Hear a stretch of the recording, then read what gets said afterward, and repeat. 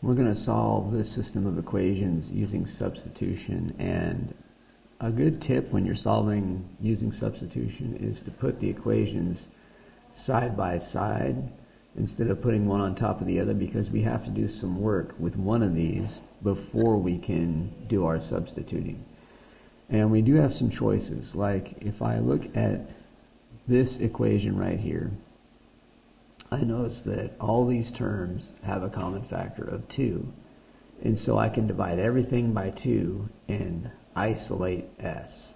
Or if I look at this equation here, these all have a common factor of 3. Each term has a common factor of 3, and so I can divide each term by 3 and I can isolate t. And it really doesn't matter much which you choose to do. So let's just go over here and I'll say I want to isolate a variable, get a variable all alone, so I'm going to pick s. I can do that because each term in the equation has a common factor of 2. So I divide everything by 2.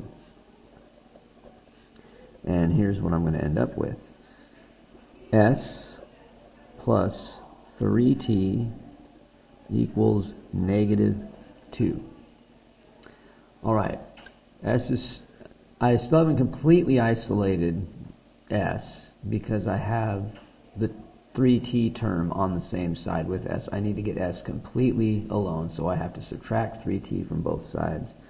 And now I get s equals a minus 3t minus 2.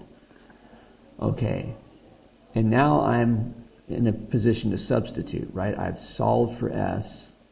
And so when I go back to this equation, and that's, by the way, I have to use this equation now. I can't take this and plug it back into that. It's not going to work. So I take s that I've solved for and I substitute it right there. So it'll be 9 times negative 3t minus 2 minus 3t equals 12. Right? All I've done is I've taken the solution I have for s right here and I've plugged it in right there. Okay, and now we're just solving. So remember, when you're solving an equation, step 1 is you simplify. And when you're simplifying, you use the order of operations. So we start with parentheses, but there's nothing we can do to simplify negative 3t minus 2 because they're not like terms. So what we're going to do next is we're going to distribute the 9. So 9 times minus 3t is minus 27t. 9 times minus 2 is going to be minus 18. Minus 3t equals 12. Okay, so now I've got these two terms in common. They both have t to the first power, so they are like terms.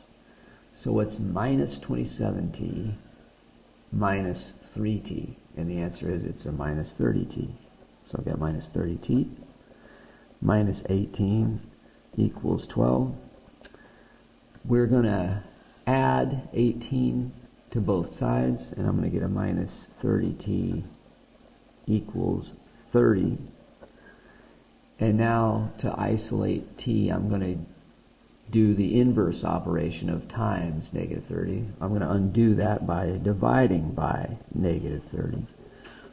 And then what I get is t equals negative 1. Now I haven't completely solved the system yet. I found what t is. Now I need to go back here, substitute my solution in, and find out what s is going to be. So if I plug in negative 1 for t,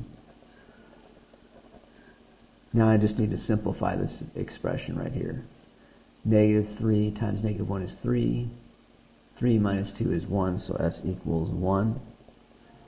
So these are my two solutions here. And we can write them as an ordered pair.